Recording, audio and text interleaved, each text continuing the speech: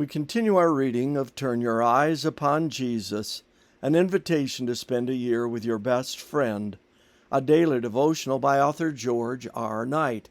Today's reading, July 19, Real Firstness.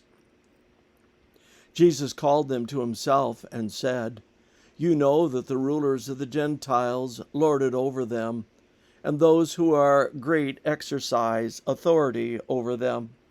Yet it shall not be so among you, but whoever desires to become great among you, let him be your servant, and whoever desires to be first among you, let him be your slave, just as the Son of Man did not come to be served, but to serve, and to give his life a ransom for many."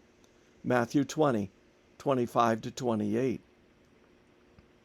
Correct ideas of messiahship go hand in hand with right ideas on what it means to be a follower of the Messiah.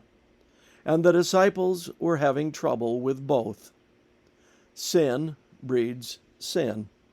The wrong-headed ambition of James and John had stimulated intense jealousy of the rest of the disciples.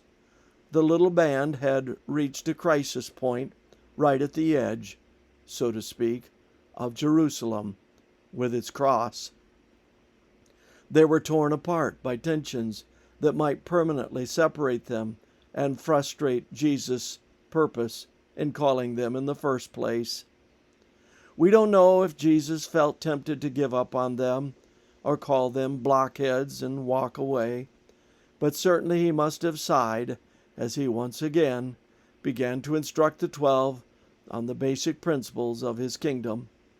This time his focus is on true greatness and what it really means to be first. His upside-down principles are just the opposite of those of the larger world. Unlike the world where the greatest are rulers in the kingdom of heaven, the great, referring back to the Zebedee's request in Matthew 20:20 and 21, are servants, and the first, referring back to the vineyard principle or parable of verses 1-16, will be slaves. Jesus concludes by telling them that he himself has not come to be served, but to serve and to give his life. He could not have outlined the concept of servant leadership more clearly. How unfortunate that down through history, church leaders and Christians in general have not been any more drawn to that concept than were the disciples.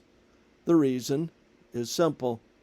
The servant leadership model goes against human nature. Its successful implementation demands both conversion and transformation.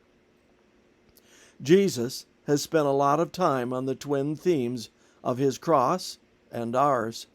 Yet, it is just as difficult to internalize the principle today as it was 20 centuries ago. Lord, take my ears and help me hear. Take my life and live out your principles in it today and tomorrow and every day. Amen. This concludes our reading today of Turn Your Eyes Upon Jesus.